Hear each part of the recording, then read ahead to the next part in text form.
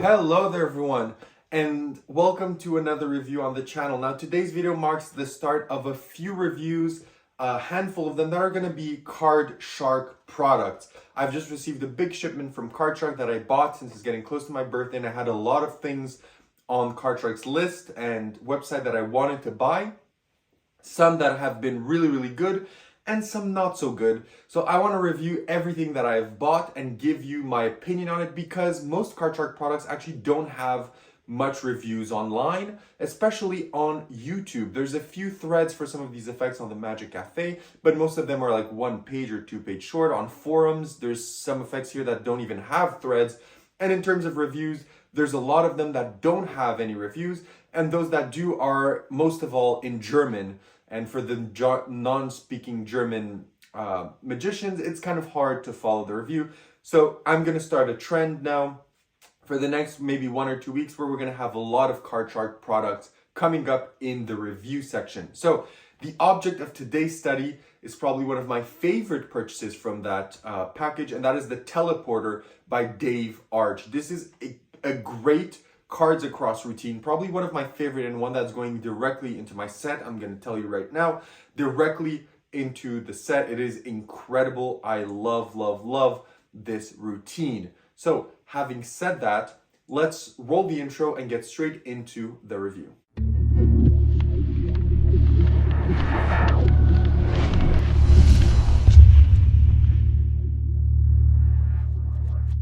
Perfect, so you decide to stick around, which means you want to learn more about the Teleporter deck. Now, what is the Teleporter deck? The Teleporter deck is essentially a thought of cards across, where 3 cards travel from half of the deck to the other half. So you would start out the effect by having the cards spread out and having the specter examine them and telling them there's no duplicate or the same cards going over and over in the deck, right? It's all the cards are different, and they would agree. You would then take around half of the cards and you would place them on the table. You tell them we're going to come to this in a moment, but these are going to be your cards. The specter can shuffle them and they're going to hold it in their hand. So we're going to say that that is their hand.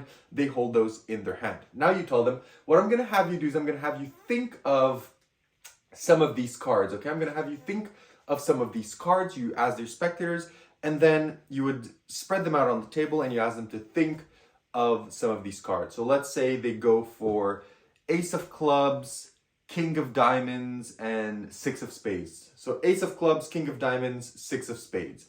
So they think about those cards. So Ace of Diamonds, 6 of Clubs, King of Spades, and you tell them, perfect. Now we're going to do an experiment where you're going to imagine here that your cards are going to vanish. So what I want you to do is I want you as spectator 1 to imagine taking his card, throwing it in the deck. They do that. Second spectator, third spectator do that as well. Now you tell them, if this worked, your cards would have disappeared from here. So it's Ace of Diamonds, 6 of Spades, King of Diamonds, I think. So then you would tell them that you go down through the cards just like this, one by one. Essentially, you go through the cards one by one, and you show that their cards have disappeared. So they're not going to find their cards. For sake of time, I'm not going to go through every single one, but you could go one by one to show that all the cards have disappeared, right? And tell them, if the cards went from here, where would they have gone? And they go here. The specter has been holding that the entire time. You spread out. And then, of course, what were the cards? King of Diamonds. It was King of Diamonds, 6 of Spades, and I think it was Ace of Clubs. And you show that the cards traveled, right? So that would be essentially the crux of the effect and how it would work. So that's the presentation of the effect. So knowing that, let's talk about where you buy this, how much does it cost, and what do you get. So you can buy this at Card Shark. It costs $25, only $25. And what you are getting is the little box that I showed you at the start. And then you get your deck of cards, which is a specially printed deck of cards to achieve this routine. Okay, so that is what you are getting with your purchase. So having said that, let's talk about also, I do want to mention that you are not getting an instructional video here. You are getting a small PDF that goes through the routine for you. But since the routine is super simple to perform, you don't really need a video instruction. But I do think it could have been cool, but it's not really a big detriment. So I do want to mention that you're not getting an instructional video with this. You're just getting the deck and a PDF. So having said that, let's talk about difficulty. Is this effect difficult to perform? And the answer is no. I like the way that I perform it, which is adding a bit more slight and adding some more deception to it. And I know on camera I try to kind of hide it because it's impossible to direct the gaze of the camera for such moves. So, maybe it flashed, so I'm gonna have to put some flash screens on it because it's really hard to do this move on camera without flashing. So, in real life, it flies by. We do it all the time. But on camera, since it's still shot and I have no spectators, it can be seen. But I prefer to do it that way because I like to be able to have be able to show the backs of the cards. I'm going to say that without any issue. Whereas if you do it in the traditional way the effect shows you, you can't really show the backs of the cards just in talking, etc. You just place the cards, fan the cards on the table or in the hands, and you're good to go. But I like that idea of having, the cards in your hand, showing that you can give them a shuffle, etc., and just play it out like a casual deck. Maybe even place them down on the table as they are now without fear of anything flashing. So that adds a bit of slight in the routine. But if you want to do it in the way it's presented to you in the PDF, then it's not really difficult at all. It's pretty simple to do. It's almost self-working. As long as you can spread the deck or fan the deck, you're good to do this effect. So difficulty-wise, nothing too difficult. Now let's talk about practicality. Is this effect practical to perform?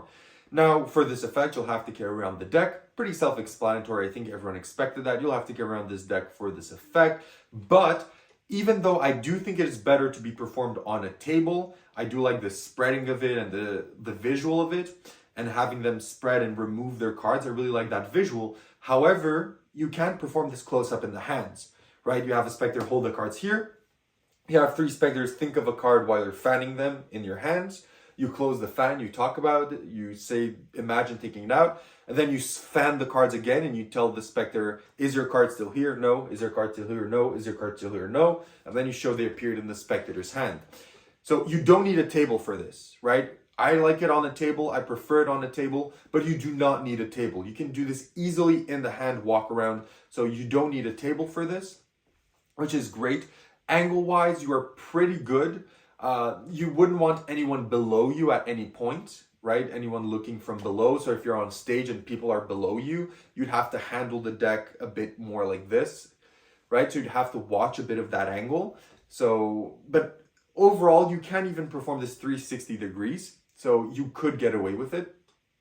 And in terms of inspectability, the deck is not inspectable, right? The spectator does hold half of the deck.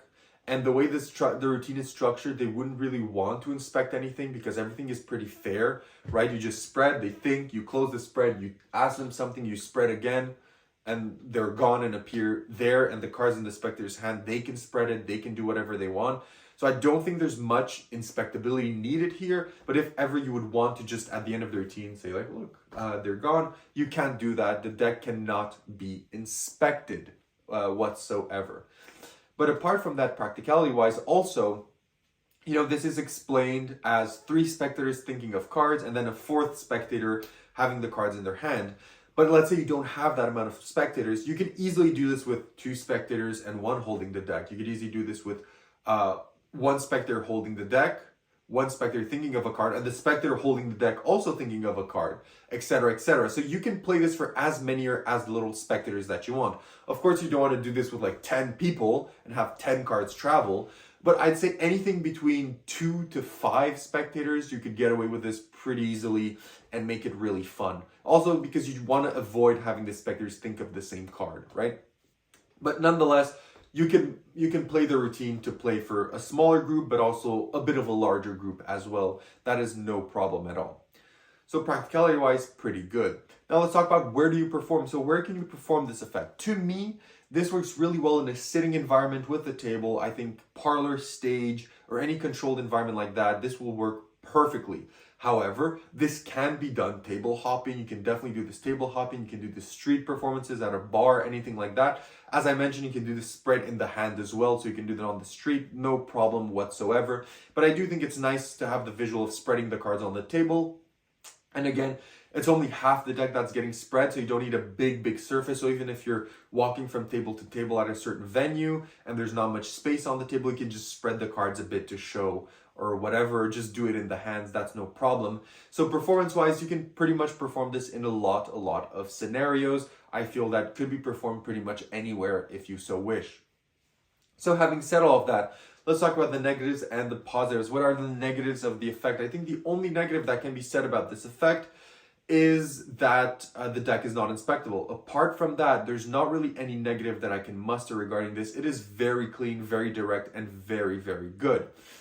So that's the only negative. What are the positives of this effect? The positives are, one, it's relatively and super easy to do. The routine is great. You can perform this pretty much anywhere. The effect is practical. The effect is also surprising. It's direct. It's clear.